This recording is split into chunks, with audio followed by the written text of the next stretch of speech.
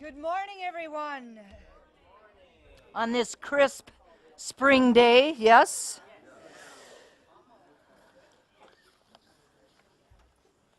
So, my name is Reverend Dusty Ripplemeyer, and I am the Senior Spiritual Director of this amazing community.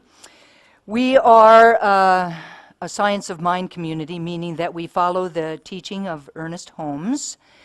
We believe that there is one God, and that God is not something that's outside of ourselves, that's capricious and judgmental, but that is a power and presence that is within us and surrounding us, and that it is loving and benevolent. And that just as it has the power of creation, we too have the power of creation, that our words have power, that we create our lives through what we say and think and believe. And so we gather together numerous times throughout the week, yes, to celebrate God, to celebrate life, and to support each other on this spiritual path that we're on. So we're so glad that you are here with us this morning, and so glad that if you're not here in the room, that you are at home, that you've invited us into your living room through this power of streaming, and that you'll be able to participate with us today. So welcome to everyone. Okay, the reading for today is by Deepak Chopra. Deepak Chopra says, "The forgotten miracle is the body's infinite capacity for change and renewal. You cannot take advantage of this miracle unless you are willing to completely reinvent your body, transforming it from a material object to a dynamic, flowing process. Transformation can't stop with the body, however. It must involve the soul. The soul, seemingly invisible, aloof, and apart from the material world, actually creates the body. Only by going to the level of the soul will you access your full potential, bringing more intelligence, creativity, and awareness into every aspect of your life." Welcome to those of you that might have arrived lately. And as Marianne said earlier, the theme of the month of April is kinship with all life.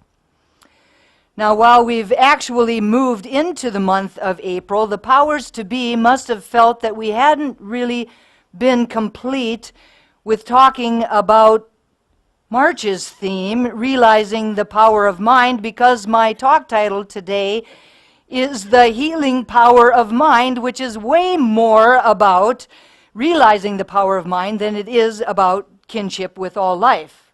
Wouldn't you agree? And because I know the depth of unbotherability and the generosity of spirit that is at the core of this community, both individually and collectively, I thank you ahead of time for your flexibility and your understanding around this. Now, last month, the underlying idea from the What We Believe statements by Ernest Holmes was we believe that the universal spirit, which is God, operates through a universal mind, which is the law of God, and we are surrounded by the creative mind, which receives the direct impress of our thoughts and acts upon it. Our thoughts have power. Bottom line. Now, my talk today takes this idea and just runs with it. And the underlying idea from Ernest Holmes' What We Believe statements is we believe in the healing of the sick through the power of this mind. We believe in the healing of the sick through the power of this mind. Science of Mind teaches that all things, all conditions are actually caused by beliefs that we hold in our conscious and unconscious or subconscious minds.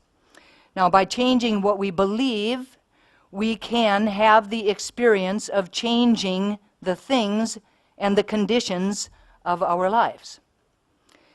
Ernest Holmes says, we are living in an intelligent universe which responds to our mental states.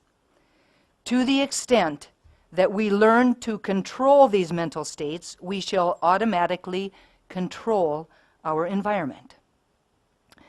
One of the key principles of quantum physics is that our thoughts determine reality. And in the early 1900s, they demonstrated this through an experiment they called the double slit experiment. They found that the determining factor of the behavior of energy at the quantum level is the awareness of the observer. The awareness of the observer. The experiment showed that photons, under the same conditions, would either act as a particle or in some cases would act as a wave. And that they showed that it was completely dependent upon what the observer believed what was going to happen, what they expected to happen. So whatever the observer believed is what the quantum field did. The master teacher, Jesus, said it in another way, is done unto us as we believe. Same thing, yes? The invitation today is for you to just stay open and to listen from a place of compassion for yourself. To know that while what we teach is that our thoughts and our beliefs create the experiences of our lives, that dumping a whole bunch of shame or guilt or blame upon yourself will only keep you stuck in the unwanted experience. So to truly know that awareness in and of itself is the key to initiate any and all change, and that the mind that created the unwanted experience is the mind that is capable of changing it. Good news, yes? How many of you have ever experienced an aha moment? A moment of inspiration, a moment of revelation, a moment in which you all of a sudden, out of the blue, had a realization outside of your normal everyday life. Perhaps in this moment your life completely changed. Or perhaps the trajectory of your life subtly shifted in a less dramatic way. Now, whether the awareness comes to you in a burst of insight or whether it comes slowly over time, you discover something that you didn't know before.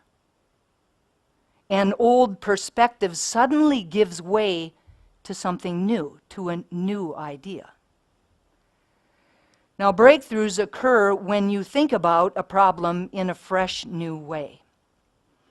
And the biggest breakthroughs occur when you start thinking in an unbounded way, in a way that you have never thought before, in a way that completely overturns any and all outmoded beliefs that you might have. I believe that the beliefs that we have about our body, about our physical body, are some of the most deeply held beliefs that we have. And not only that, but those beliefs hold us back. They keep us suffering. They age us more than time ever could.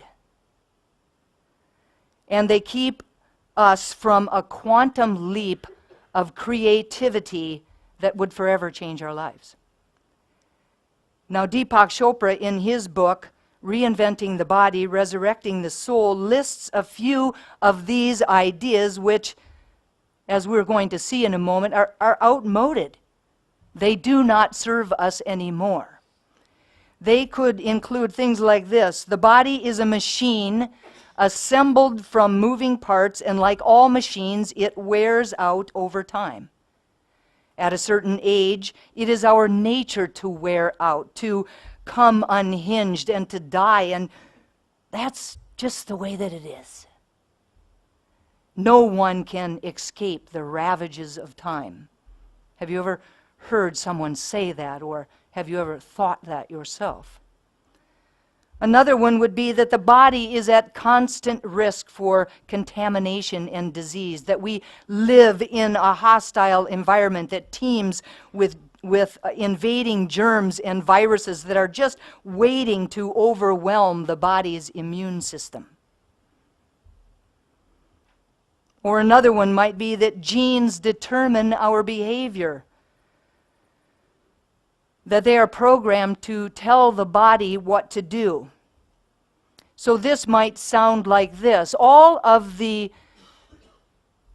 men in our family have died at an early age from a heart attack. Or all of the women in my family have received a diagnosis of breast cancer, so that means I'm going to too.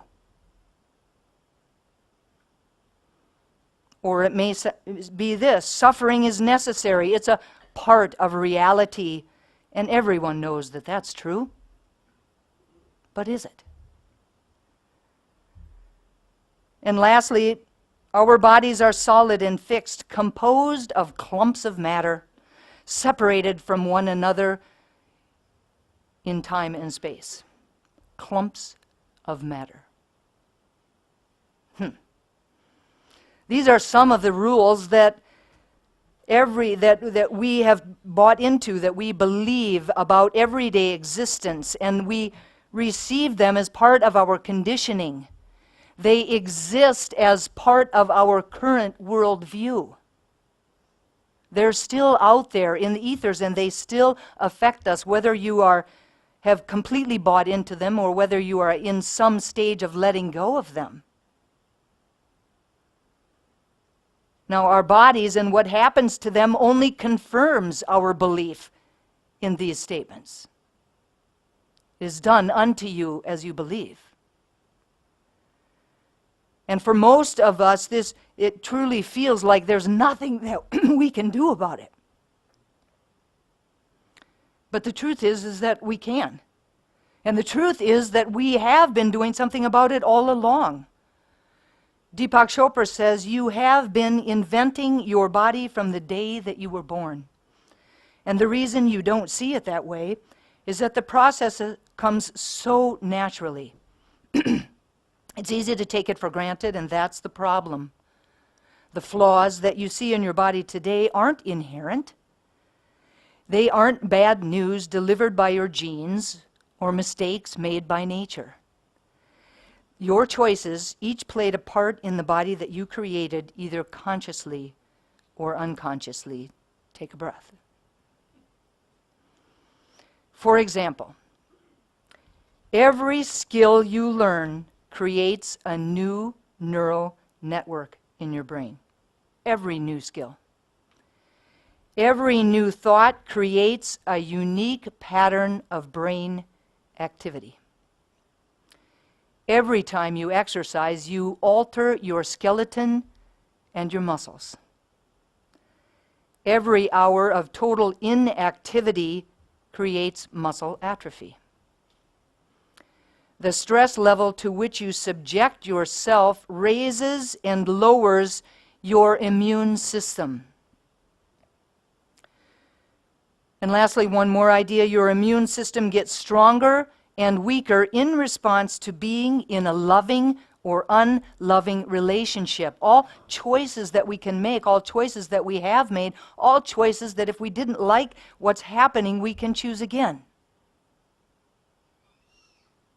But all true. See, that was an amen. Just wanting to happen. Our bodies are constantly changing. They're like a river that never stays the same. We are not hardwired. The brain is fluid and flexible, that we are able to create connections up to a very old age. basic functions such as balance can be retrained and fine-tuned and fine-tuned so that we have balance that's even greater than any regular basic level that one would think. We can go well beyond that. Genes can adapt. Your whole body is a holistic, dynamic process in support of being alive. I love that. A holistic, dynamic process in support of being alive. We can use these tools and reinvent the body anytime we want to. But most of the time, we just tinker around with it. It requires more than just tinkering around with it. When we do that, we reinvent it in the same way over and over and over again. It retains the same problems. It retains the same illnesses. It retains the same old patterns. Think about this. Your bones are constantly changing.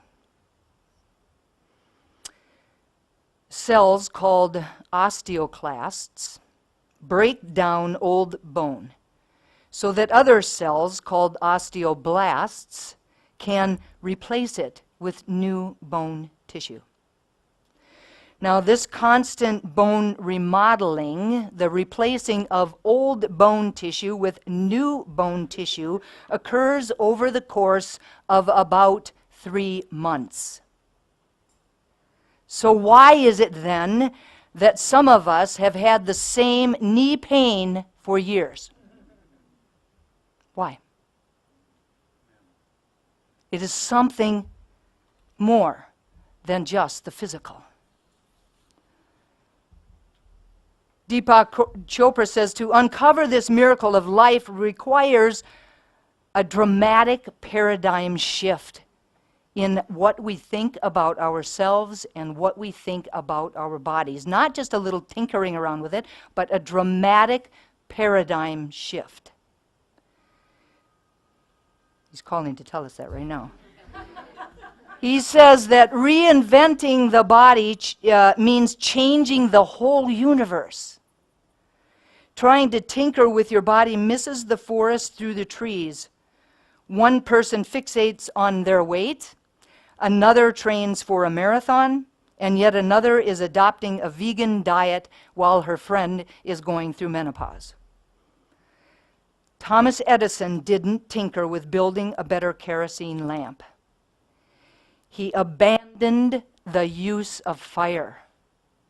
He abandoned the use of fire, the only human-generated source of light since prehistoric times, and broke through to a whole new source, a whole new way of lighting.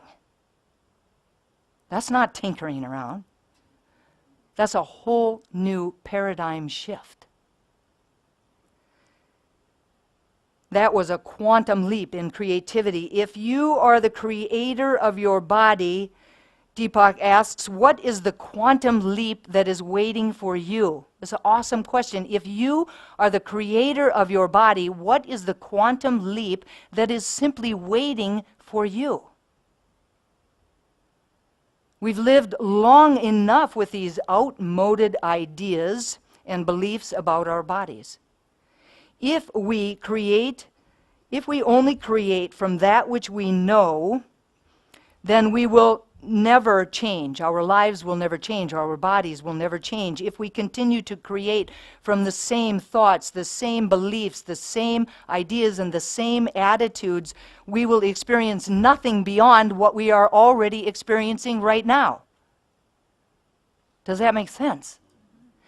If we continue to create from the same expectancy and from the same level of acceptance, then we will never have all that we will desire. We will never have the life that we want to have.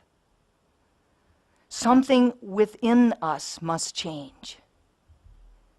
For you, for your body, to be standing at the growing edge of your becoming, what is the unbounded thought that will get you there? What is the totally new thought that will actually transform you, will actually transform your body, will actually transform your life? The unbounded thought, the new thought, the paradigm shift.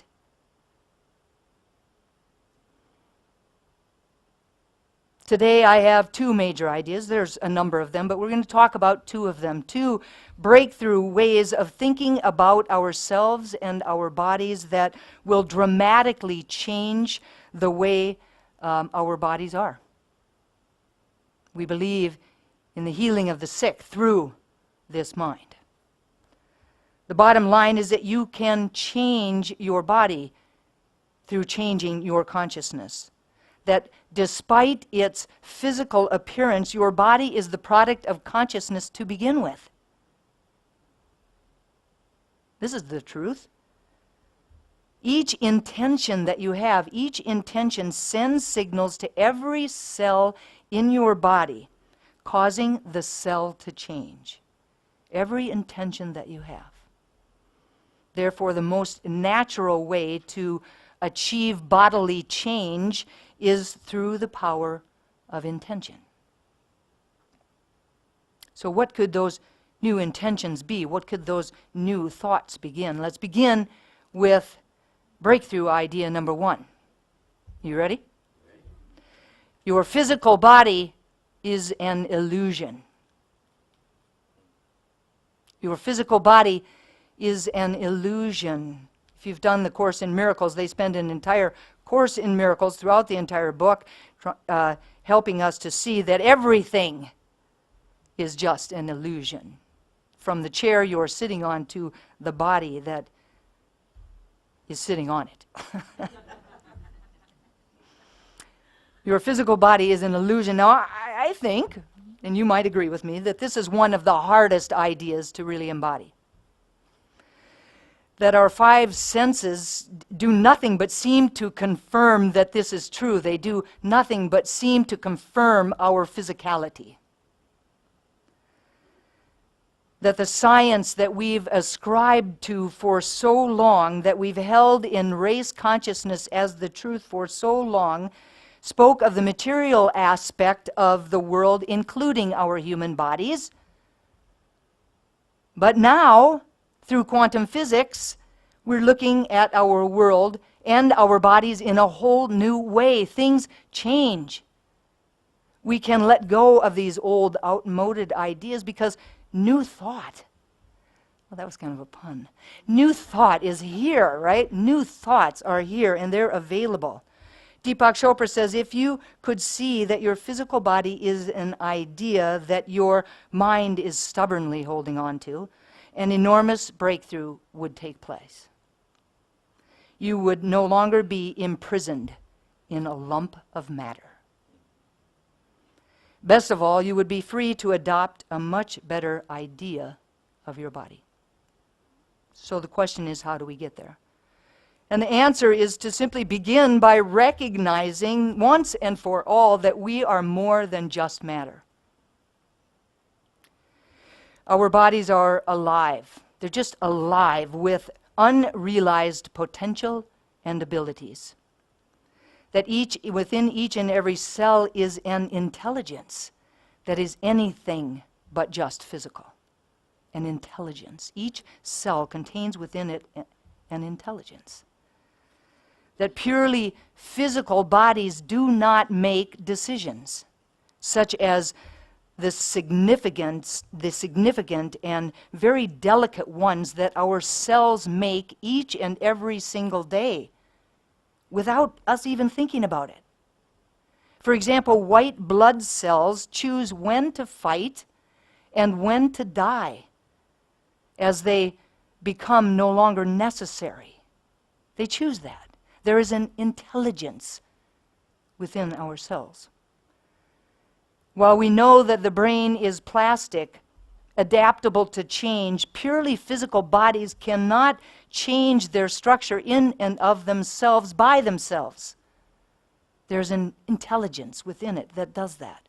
Think about athletes. They can change their physical ability not only through physical training, but also through mental training, through intention, through vision, through visualization. Something outside of the physical aspect of them. We can choose ideas that limit our body, or we can choose ideas that liberate it to its fullest potential. To create a new body, we must understand that how we can change our body is through consciousness. Through consciousness, from the inside out. We live from the inside out, as within, so without, right?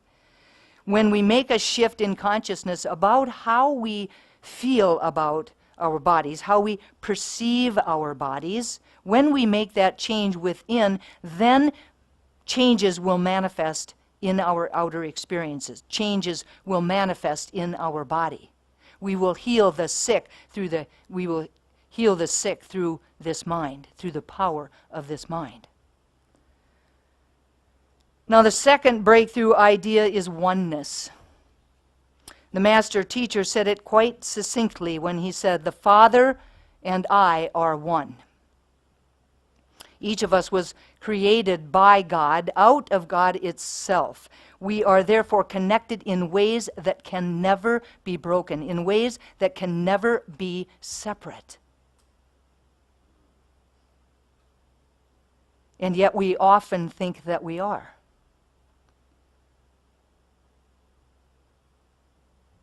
We were imbued with the fullness of God as we arrived on the planet, so that everything that God is, we are. God is whole, perfect, and complete. It can be no other way. So therefore, if God is whole, perfect, and complete, then that is also the truth about us. Despite what our experiences in the world of form might be telling us, the truth on the spiritual side of life is that we are whole, perfect, and complete. The Science of Mind Practitioner Syllabus states that health is our natural state. It is something more than the absence of disease or disharmony. Health is the state of perfect physical, mental, and spiritual well-being, and is the natural state of the being of the God within. Our individual state of health is an expression of our divine self as filtered through our conscious and subconscious beliefs. Let me say that again. Our individual state of health is the expression of our divine self, but filtered through our conscious and unconscious beliefs. Are you with me? So if health is the expression of the state of being of God, then it follows that illness is an expression of separation from God. An expression of separation from God. When there is a belief in separation from God, we cut ourselves off from the flow of good that is always available to us. When we believe in separation from God, we limit or restrict the expression of God through and as us. Fear of illness, belief in inherited conditions, too much stress, a subconscious need for rest, physical reactions to pent-up emotions, and excessive worry are some of the ways we create separation and dis-ease. Some of them.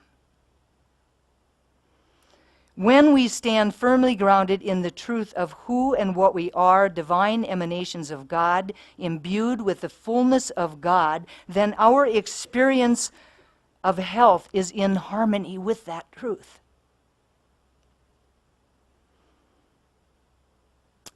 We do not have to coerce, compel, control, manipulate, force, demand, beg, beseech, plead, bargain, or rationalize to experience health.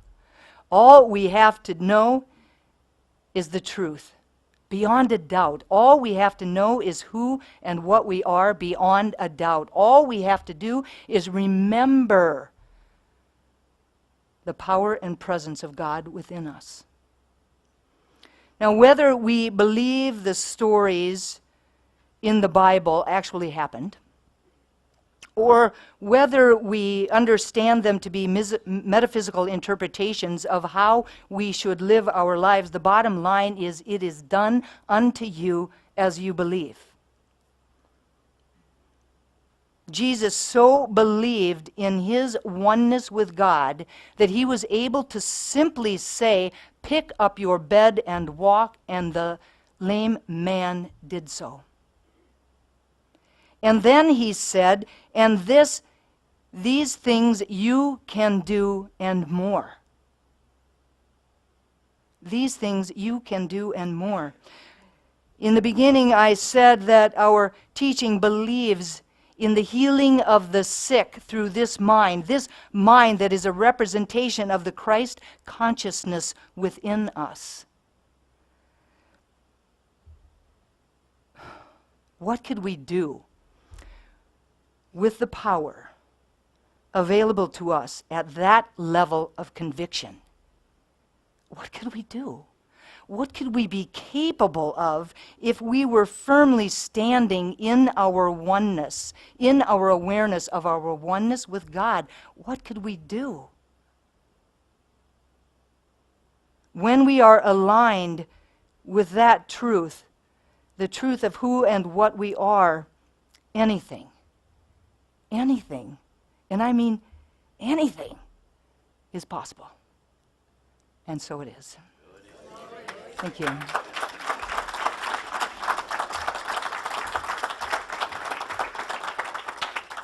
So I invite you to turn within for a moment, to allow ourselves to create the space and to take the time to turn away from the world of form and to turn inward, to acknowledge the presence of wisdom, the presence of divine intelligence, the presence of unconditional love, the presence of a power that is always for us and against us. Never against us.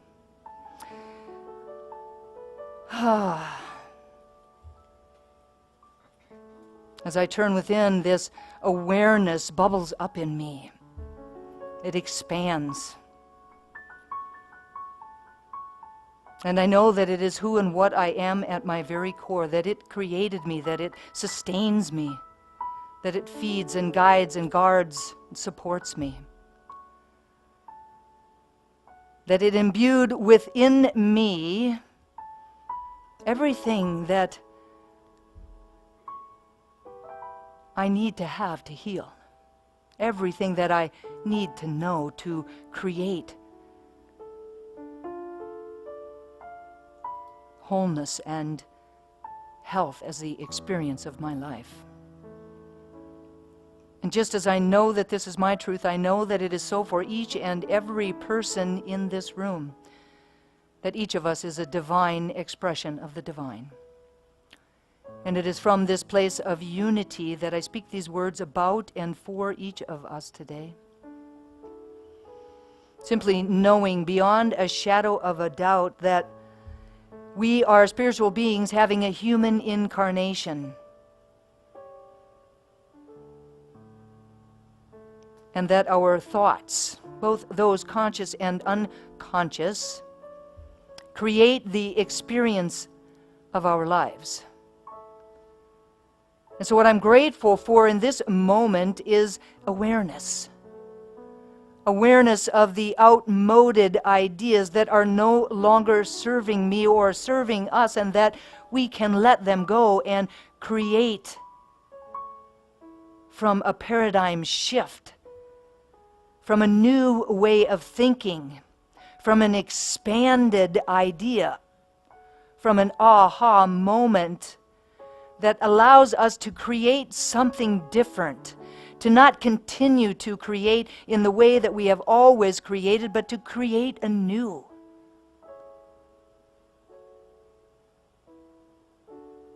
And by the power of my word, I affirm that there is ease and grace around this for each of us. That there is a way of powerfully standing in our oneness with God, powerfully standing in the truth that our physical body is an illusion and that we can change it through our consciousness.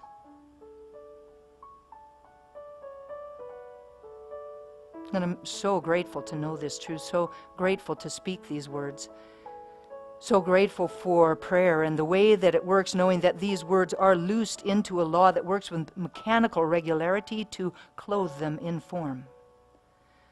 And so I speak them and I release them with love and gratitude and full expectation of their manifestation, letting go and letting God be God. And I invite each of us to anchor them for ourselves and for each other by saying, "And so it is. Amen."